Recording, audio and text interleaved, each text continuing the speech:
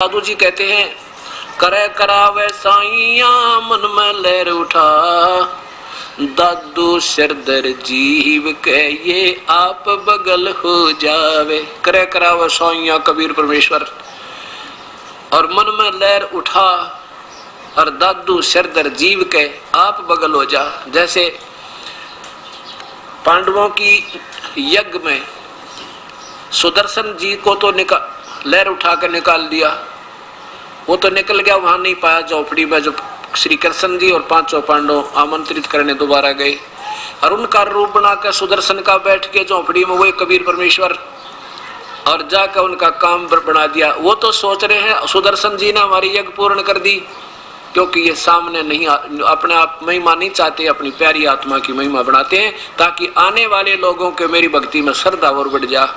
तो इसलिए कहते हैं, करे करावे साइया मन में लहर उठा, और दादू सिरधर जीव के, इस जीव के को हो श्री कृष्ण ने साड़ी बढ़ा दी, हो सुदर्शन ने शंख बजा दिया, और आप बगल हो जा, आप दूर हो जाता, पता भी नहीं लगने देता ये कहानी कैसे किस टाइम कर गए।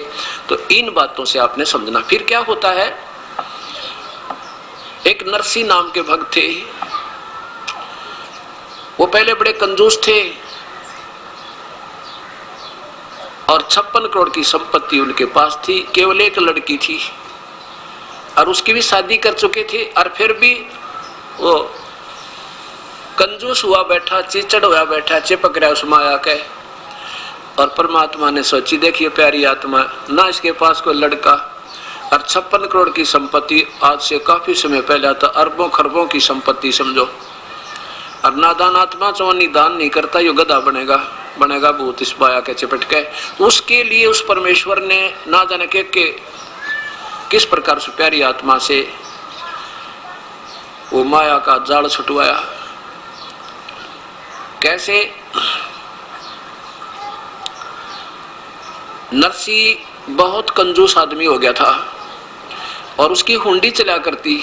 हुंडी क्या होती है, जैसे ड्राफ्ट बनाए जाते हैं आजकल, बैंक ड्राफ्ट बनाते हैं कि एक कागज पे लिख देते हैं पैसे जमा करवा के कि हमने इसके इतने पैसे जमा हो गए और किसी बैंक में दे दो, वहां से आपको पैसे मिल जाएंगे। पहले हुंडी हुआ करती थी, इनको हुंडी कहते थे। वो उसमें कुछ एक शहरों में एक आध व्यक्ति को गवर्नमेंट नॉमिनेट कर देती थी, उसकी संपत्ति का हिसाब लगा के कि इतने रुपए तक का ड्राफ्ट बना सकता है और हुंडी दे सकता है। वो फिर आपस में 6 महीने में आदान प्रदान, वर्ष में एक दूसरे के साथ वो सेठ लोग कर लिया करते थे, इनको हुंडी कहते थे। अब नरसी जी बहुत कंजूस हो गया था, और उसकी हुंडी चला करती थी। पैसे 56 करोड़ उसके पास, रुपये 56 करोड़ रुपए की संपत्ति। अब क्या होता है, एक दिन उसकी पत्नी ने कहा कि आप गंगा स्नान करवा के लाओ हमें। सेठ कहने लगा, क्यों पैसे बर्बाद कराए, यही नहा ले, क्या करेगी, क्या रखा है, इतनी दूर जाओगी, ये है वो। उन्हें सोचा भी 10-20 रुपए खराब होंगे, और जैसे बह का रखा किसी को भी, गंगा पर जाओ वहां दान जरूर करे। तो बोली आत्मा ऐसे चल पड़ी, ज्यादा कहने से तो वो चल पड़ा, भी चल दिया, दुखी करेगी, रोजाना सिर में दर्द रखेगी, चल घूम आते। चल पड़े, गंगा में जाके स्नान करने लगे। इतने में वो कुपूर्ण परमात्मा, क्योंकि वो श्री कृष्ण के पुजारी थे, तो बाद में श्री कृष्ण की महिमा गाई गई। कोई बात नहीं, आप इसको सुनते रहना, फिर आपको समझ में आ जाओगी कौन थे वो भगवान जो सबके दुख दूर करने वाले। वो पूर्ण परमात्मा आके, पहले तो हम भी आपको समझाने के लिए शुरू में श्री कृष्ण कहा करते थे, श्री कृष्ण आगे, लेकिन उस समय आपकी बुद्धि और ये शास्त्र नहीं दिखा पा रहा था, इसलिए सोचा करता कि बिल्कुल भी ना सुनेंगे मेरी एक बात को। अब आपके सामने प्रमाण शास्त्र आ गया, अब सारी समझ में आओगी आपके, मैं जो बात बताऊंगा वो सही सच समझ में आ जाएगी। तो पूर्ण परमात्मा वो उत्तम पुरुष तो अन्य परम अक्षर पुरुष सतपुरुष अकाल मूर्त आए, एक ब्राह्मण रूप बना के कहने लगे, सेठ जी कुछ दान करो, गंगा स्नान करने आए हो तो दान किया करते हैं, क्योंकि जैसी वो परंपरा उन्हें बना रखी थी उसी को आधार लेकर के। सेठ बोला, मेरे पास पैसे थोड़े हैं पंडित जी, किसी और पे ले जा, आप जाओ। परमात्मा कहने लगे, भाई देखो वैसे नहाने का क्या फायदा, कुछ दान किया करो, ये पानी तो वही ना नहा लेते आप। उसकी पत्नी कहने लगी, कर दे दो 1-2 रुपया दान, ब्राह्मणता ही। वो बोला, ना ले, चुप करके स्नान कर ले, यहाँ ले आया ना, इस ये बड़ी समझ तू। पैसे दान कर दे। कितना हो पैसे? कोई ना, थोड़े लाया हूँ मैं। आखिर में भगवान ने कहा एक 8 आने कर दे। ने बोला 8 आने भी कौन नहीं है। कहने लगा रहा 4 आने तक कर दे। 4 आने भी कौन नहीं। आखिर में बोला 1 टका दूंगा, 1 टका। वो बोला रहा 1 टका ही दे दे, कुछ तो हाथ तो छोड़ दे तू।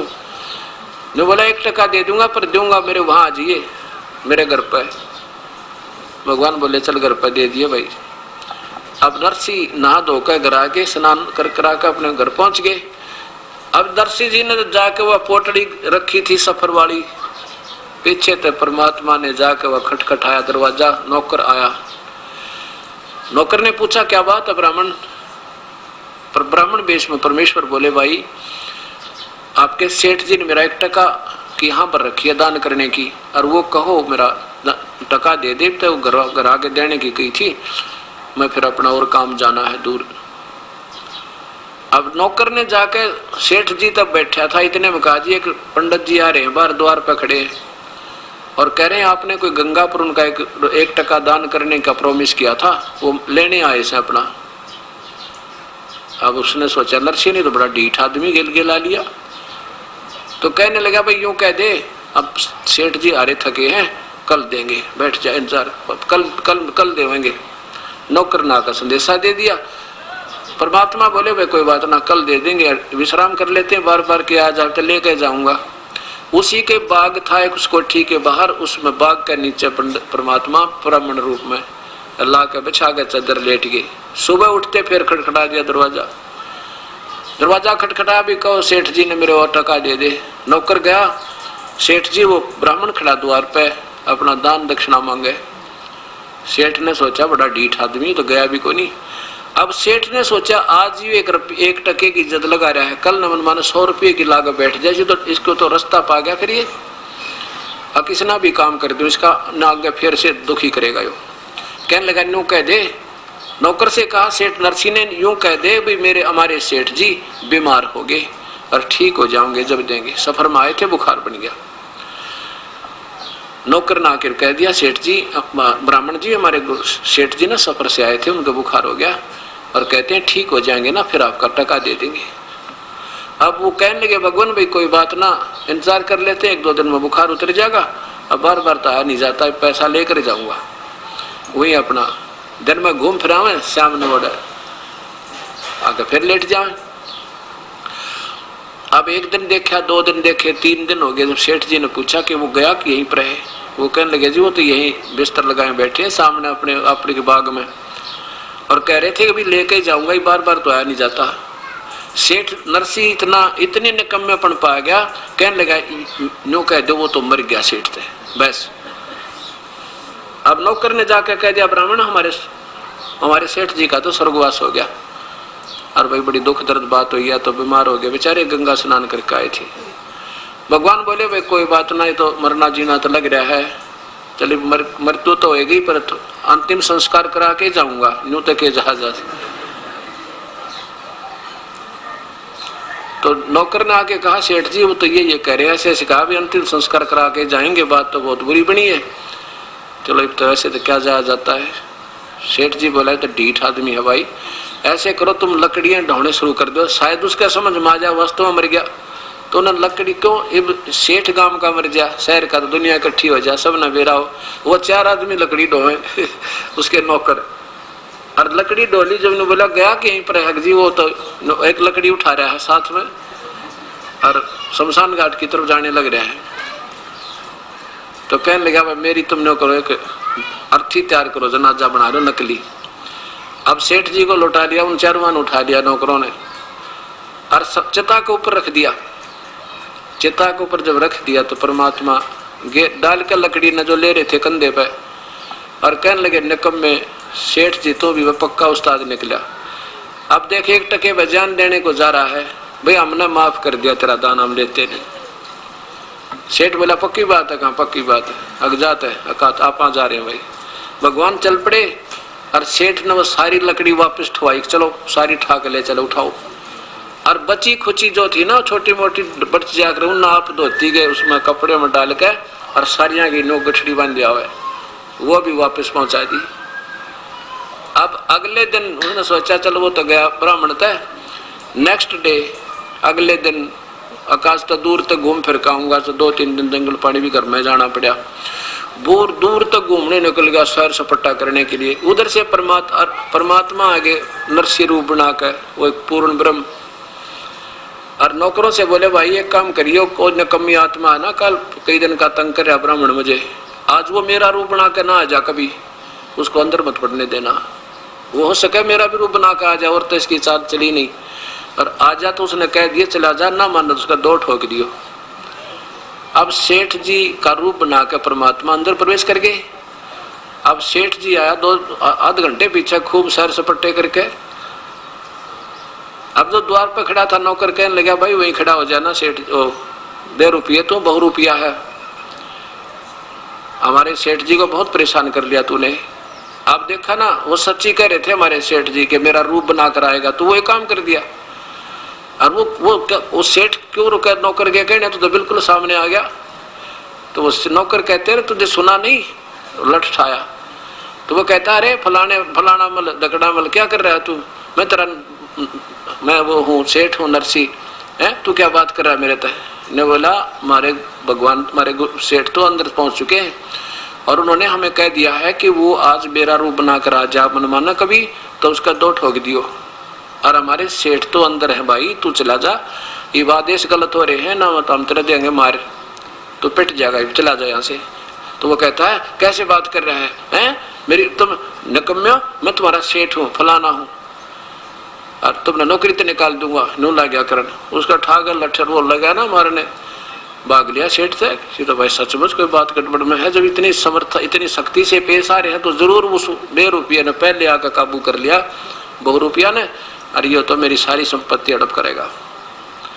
अब सेठ कहाँ पहुंचा, थाने में पहुंचा। थाने में तो फिर रिपोर्ट की, वो पहुंचा कहाँ, कोर्ट में। कोर्ट ने उसी दिन एकदम एक्शन ले लिया, वो उसकी बही जब्त कर ली। बही निकाल लाए भाई, कहीं बहियों में कोई फेर बदल ना कर दे, को पढ़ा ना ले, डुप्लीकेट नकली नरसी है। अगले दिन पेशी लगी, दोनों खड़े कर दिए कोर्ट में, भगवान भी और नरसी भी, और दोनों की शक्ल मिले। अब पहले कोर्ट ने उस असली की गवाही मांगी कि तू इस बही में बता दे क्या क्या लिखा है।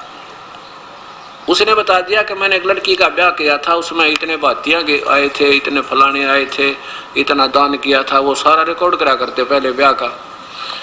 और एक मकान बना था, उसमें इतनी कड़ी आई थी, इतना सतीर आए थे, इतने जंगले झांकी थी, वो लिख रहा था। वो 2-4 बात बता के चुप हो गया जी, और तो मुझे ज्ञान नहीं। बोला भाई ठीक सा था। फिर नकली नरसिंह बुला जो भगवान था, वो कहने लगा भाई बता, इसमें कोई बही में ऐसा लेख बता जिसे प्रमाणित कर सके तू असली है। तो भगवान बोला खोल, इसने कीते थे, कौन सा पृष्ठ खोल ले। उसने पृष्ठ खोल लिया, लाग गए परमात्मा पढ़ने, उल्टी सुल्टी सारी सुना दी। अब वो नकली था असली सिद्ध करना पड़ा कोर्ट ने, और असली को नकली सिद्ध करके कह दिया भाग जा तू यहाँ से, निकम्मे, सेठ तंग कर दिया तने। अब सेठ नरसी बैठ गया जंगल में जाके, और न्यू कहे भगवान ये मेरा कौन से जन्म का दुश्मन था, इसने सारी ये संपत्ति हड़प कर ली मेरी, बताइए के बनी मेरी गेलियां।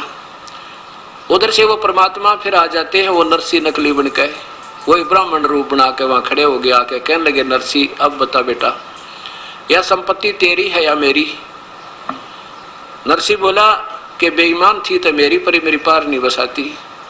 भगवान बोला कि यह तेरी पहले भी ना थी, नादान तेरा भूल लग रही थी, यह पहले भी मेरी ही थी और आज भी मेरी ही है। तू तो सूखा बन जा रहा था, तेरे पे खर्चे भी ना गए, 2 पैसे दान भी ना दिए गए, गधा बनेगा निकम्मे। तो सर्प की जो नीम जागा इस माया ने जोड़े जोड़ के, और एक शर्त पर तुझे दे सकता हूं, अगर यदि तो इसने सारी न बांट दे, धर्म भंडारे में लगा दे, तो नहीं दुनिया का खून चूस चूस के ये ब्याज बट्टा ले लेके और ये जहर इकट्ठा कर लिया, तेरे कीड़े पड़ के मरेगा, तो देख ऐसी दुर्गति हो जाएगी तेरी, और कुत्ता बनेगा तेरे खाज लगेगी दुनिया का, यूं तो नरक डाल कर दिया इकट्ठा। तेरे पास रहना नहीं निकम्मे, ना तेरा संतान लड़की थी उसकी शादी कर दी, बता तू करेगा क्या इसका। तब उसका सारी बात समझ में आ गई, परमात्मा जैसे आप कहोगे गुरुजी ऐसे कर लूंगा। अब परमात्मा उसके गुरु बने और उसको नाम दिया उस परम पिता ने, और कहा बेटा ये भंडारा कर दे इसका, नहीं तो संपत्ति तेरा जान की दुश्मन हो जाएगी, तेरे पे मरा जाएगा ना जिया जाएगा। उसी दिन से भंडारे ला दिए और सब कत्ती पाई पाई खर्च करके झोपड़ी गाल के बैठ गया बाहर जंगल में ईश्वर आसरा लेके। अब आया लड़की का ब्याह, ज्योति का ब्याह हो गया, लड़की की शादी। लड़का कोई था नहीं इसका। अब उस समय बात कौन जावा गरीब आदमी के साथ। 16 अंधे आया करते आसपास के, वो समझा करते नरसिंह मत ना रही है, भगवान ने जब इतना खेल कराया ना तेरे साथ तो दूर नहीं तेरे तय। कहने का भाव ये है कि कैसे किसी की गाड़ी मांगी, किसी के बैल मांग के उसको लचर पचर करती हुआ गाड़ी चल पड़ी और भाती उसमें कौन, वो 16 अंधे और साथ में नरसी। अब वह गाड़ी ना चले, वहाँ उसकी कील निकल जाए कि तब वो बैल बैठ जाए, कोई खड़ा हो जाए, ना ना चलाना आवे, ड्राइविंग भी ना करनी आवे। इतने में परमात्मा ने एक बार याद किया था उस नरसी ने, ए परम पिता हम तो नीच आत्मा थे और ए मालिक आज यह आपत्ति आ गई, मुझे तो बैलगाड़ी भी ना चलानी आती और ये पहुंचे भी ना मन माने वहां तक, और पहुंच जाएंगे तो हमारे पास चोन नहीं देने को नहीं, पर पहुंचेंगे जरूर आपके कृपा से पहुंचना जरूर चाहते हैं। लड़की प्रसन्न तो हो जाएगी, उसको पता है मेरे पिता के पास कुछ नहीं, पर देख कर राजी हो लेगी, पिता को प्रसन्न होगी। और हे भगवान ये तो बड़ी आपत्ति आई। इतना याद ही किया था, इतने में वो परमेश्वर एक बढ़ई का रूप बना के, कारीगर का रूप बना के और एक थैले में डाल के वो आरी उरी बसोले और पहुंच गया। हाथ देकर कहने लगा रोकिए भाई गाड़ी वाले रोकिए। अब नरसी गाड़ी हाँक रहा था, नरसी बोला भैया तो रुकिए, रुकाई है, चलते नहीं है बैल, कभी खड़े हो जाते हैं कभी बैठ जाते हैं और गाड़ी भी टेढ़ी मेढ़ी चला इसकी, बैल गाड़ी या कच्ची लकड़ी की। तो कहने लगा भाई मैं आपके साथ चलना चाहता हूँ कुछ दूर तक, मेरा रास्ते में गांव पड़ा है, मुझे बैठा लो गाड़ी में। भगवान बोल नरसी बोला भाई गाड़ी में तो बैठा लेंगे पर यह चल तो रही नहीं, ये तो बिल्कुल कंडम हुई पड़ी है। भगवान बोले भाई मैं मिस्त्री हूँ और मैं इसको ठीक कर लेता हूँ, ला मैं ठीक कर दूंगा इसको। अब भाई कर लेता है, अब मार के 2-4 थोड़े पथोड़े इधर उधर थे, अपनी शक्ति तो कति सही कर दी, बैठ गया। कहने लगा भगत जी आप बैठ कर भजन कर लो, मैं गाड़ी चला दूंगा। वो परमेश्वर पूर्ण ब्रह्म एक मिस्त्री रूप बना के फिर उसका बनकर ड्राइवर गाड़ी का और जा छोड़ी वहां पे 7 किलोमीटर दूर, 7 मील 7 कोस दूर स्थान से, और रात में पहुंचा दी। थोड़े से 2-4 घंटे में जा छोड़ी। कहने लगा भाई ले भगत जी मेरा तो आ गया स्थान, आप अपनी गाड़ी संभालो और यहाँ से 7 कोस रहेगा तुम्हारा स्थान जहाँ तुमने जाना है, बस 7 कोस और आराम से पहुंच जाओगे, कोई दिक्कत नहीं। अब पहले तो जो भगवान चला रहे थे गाड़ी ऐसे चला थी जैसे हवाई जहाज हो, और खूब भक्ति में मन लग रहा सब। वो सूरदास तो अंधे थे 16 और नरसिंह जी भी भक्ति में लीन हो गया क्योंकि परमात्मा बैठे पास में पूर्ण ब्रह्म। अब जब भगवान उतर के चले गए तो वह गाड़ी फिर झटकम पटकम लचरम पचरम, फिर ऐसे बैल कभी खड़ा हो जाए कभी चल रहा है, कभी झटके पटके लगे। तो अंधे वो कहने लगे, अंधे जो बैठे थे कहने लगे नरसिंह रख गाड़ी कहाँ ले गया तू, रास्ते से नीचे उतार दी क्या, ये बहुत ज्यादा इसमें झटके लग रहे हैं। नरसिंह की आंख खुली क्यों, नरसिंह बैठा था, कहने लगा ना गाड़ी तो ठीक चल रही है रास्ते पे। अगवाई कितनी दूर आ गया पा कि वो जो ड्राइवर था ना वो चला गया, वो कह रहा था भी 7 मील 7 कोस रह गई यहाँ तो तुम्हारा वो स्थान। वन देखने लगे पागल 7 कोस रहा करे, अभी तो आज सारी रात लगेगी, कल का सारा दिन लगेगा, कल शाम तक सुबह तक पहुंचेंगे अगले रात ने, तो क्या 7 किलोमीटर रह गया। और पूछ किसी तरह, इतने में एक व्यक्ति आ गया, वो उससे पूछा भाई ये हमारा जो हमने जाना है वो जूनागढ़ कितनी दूर है। वो तो कहने लगे भाई यहाँ से 7 कोस रहता, वो बिल्कुल थोड़ा सा ही है। तो नरसिंह कहने लगा नंदों से भाई ये तो 7 कोस बताओ यहाँ से। तो वो एक अंधा सियाना बहुत था, शिक्षण नाम था उसका, वो शिक्षण नाम कहने ने कहा, और नरसिंह वो आदमी कहाँ गया जो गाड़ी चलावा था, जिसने गाड़ी ठीक करी थी, वो तो जी उतर कर चला गया। अरे देखता किधर गया वो, अब इतनी देर में ज्यादा 3, 4, 5 मिनट हुई होंगे, उन्हें देखा था कितना वो आदमी दिखा ना, सारे खेत खाली पड़े थे, कोई आसपास आड़ भी नहीं ना दिखाई दे। नरसी वो शिक्षण बोला निकम्मे तो भगवान था। अरे हम तो अंधे थे, तेरे तो आंख थी, इतने चरण क्यों ना पकड़ दिया परमेश्वर के। आपने देखे या गाड़ी पहले हाल भी नहीं लगे थे हमारे, कोई थोड़ा सा भी झटका नहीं लगा था। करीब देख इस गाड़ी की हालत उसी जमीन पर चल है। अरे तो भगवान थे भाई, ये तो हाथ नहीं आए। नरसी तो ने गलती कर दी। नरसी का क्या बताऊं भगत जी, उन क्या है पाछा तो मुझे भी भक्ति में घना जोर से आनंद आया, और मेरी तो ऐसी आनंद आ रहा था, बोलने दिल नहीं कर रहा था। और वो भाई मेरे तो पकड़ा कर बैल चले गए। अब फिर पहुंच गए वहां पर, बात पर हमने कुछ को नहीं, पाटड़े पर पहुंच गए, और माई ने उसकी समदन ने जो ना उसके ऊपर ताना कस दिया। पड़ोसन कहने लगी क्या लाया तेरा बाती, क्या देगा भात में तेरे को। समदन कहने लगी उस नरसी की जो लड़की की सास आरता लिए खड़ी थी थाल का, कहने लगी के देगा यो कंगाल, डले दिए इसने, 2 डले देगा, हमारी बेइज्जती करना आ गया। 56 करोड़ का मालिक था, लुटा दी सारी निकम्मे ने, आज हमारी बेइज्जती कराना आ गया। यो डले डालेगा थाली में, के डालेगा। जब नो इतना ही कहा था उसने समदन ने, तो नरसी की आंखों में पानी आ गया। परमात्मा जो रखेगा तो ही रहेंगे, कोई हमें इज्जत करे तो बेइज्जती करो। तो परमात्मा भी कहते हैं मम संत आदर अनादर करो क्यों ना कोई, और मम संत शरण जगत जान छोई। मेरी शरण में आके चाहे तुम्हारी कोई इज्जत करे चाहे बेइज्जती करे, तुम चिंता ना करियो, और मेरी शरण में जो आ गया तो बाकी जगत तो समझो राख है। ये बकवादे करा करते हैं, पर आने दो मेरा समय। कहते हैं कल्पे कारण कौन है, कर सेवा नी काम, और मन इच्छा फल देऊंगा जो पड़े मेरे ते काम। अब यहाँ उस परमेश्वर का काम आ गया था।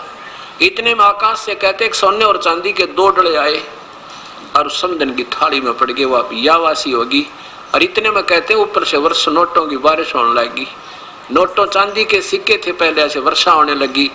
और इतने में वो परमात्मा एक गाड़ी लेकर, भरी हुई गाड़ी, उनकी लड़कियों के देते हैं ना दहेज पेज, वो अगलियां की और पछलियां की, वो कम से कम 150 तीड़ लाकर दर दिए थान के थान। और वहाँ गाड़ी छोड़ दी कि ले उतार ले बेखारी न तुम अपने हमारे भगत के बारे में ऐसे नहीं कह देगी। और इतना कह के समेत गाड़ी और बैल छोड़ कर वो अंतर ध्यान हो गए, परम पिता दिखाई नहीं दिए। बोलो सतगुरुदेव की जय।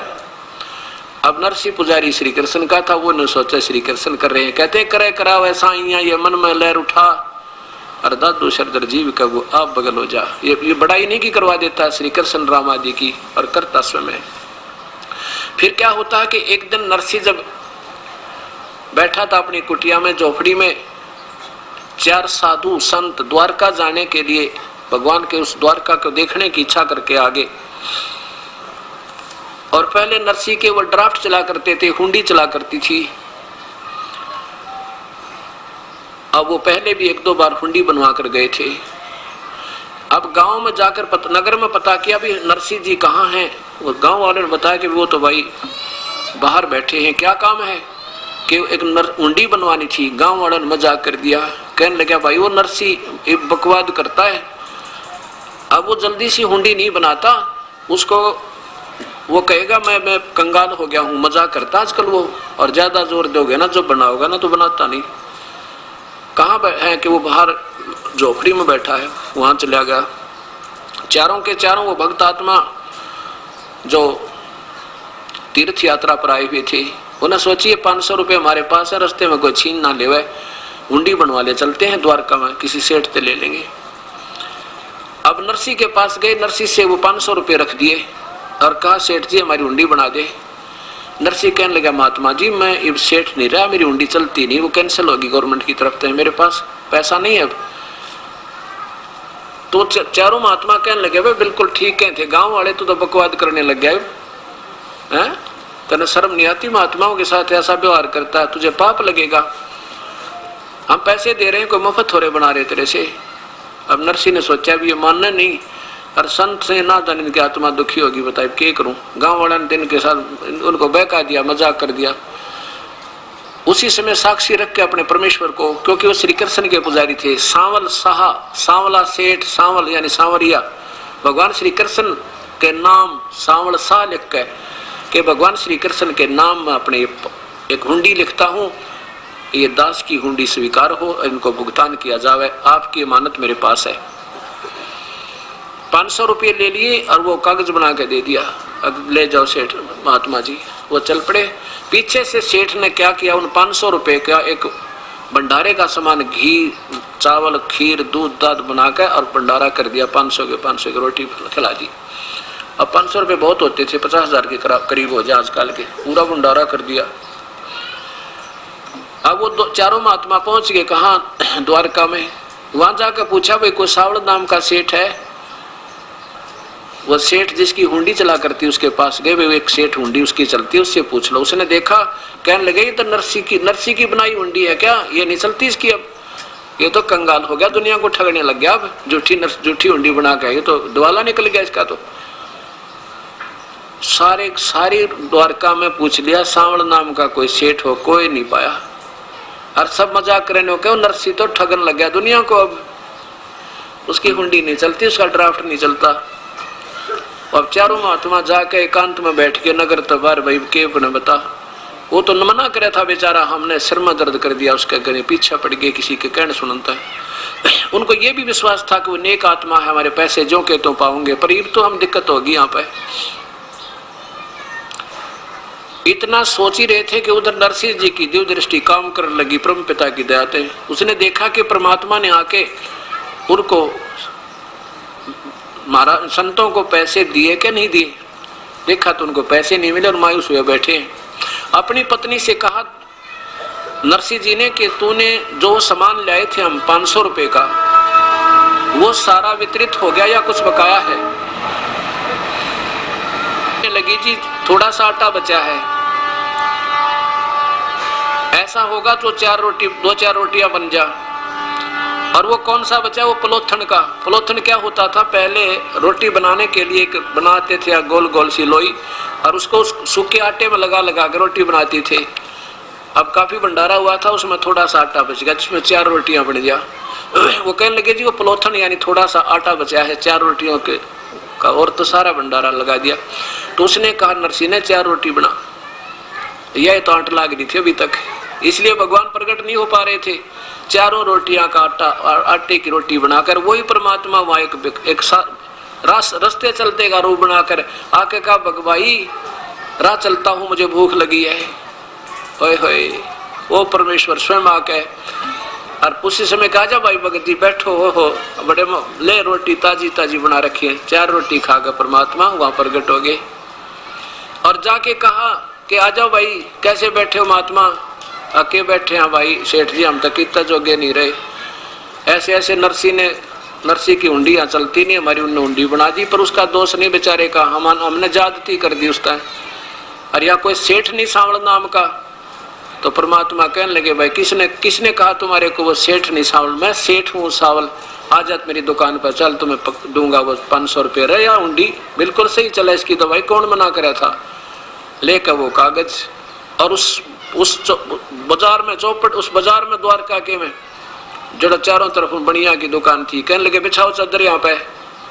उस चौराहे पर चादर बिछवा के ऐसे पटके, 1 चांदी के खुड़के दूर थे, 2 3 4 सुना का उन सब ने, और सबका ध्यान अट्रैक्ट हुआ है, ये क्या होने लग रहा है। 500 रुपए नए कते जैसे आज बनकर आए हो, 500 नोट चांदी के पटक दिए और कह दिया भाई मैं सावड़ सेठ हूँ, और कह देना उस नरसिंह को उसका दास हाजिर खड़ा पाओगा, चाहे लाख हुंडी दे दे। बोलो सतगुरुदेव। तो ऐसे परमात्मा, वो पूर्ण परमात्मा आकर ये सब काम करता। ठीक है, चाहे हम श्री कृष्ण पर सेरा बांधे, चाहे श्री राम पर बांधे, ये गीता और वेद प्रमाण देते हैं वो परम पिता पूर्ण ब्रह्म है, जो सबके काम सारने वाला और सारे दुखों का निवारण करने वाला। बोलो सतगुरुदेव की जय।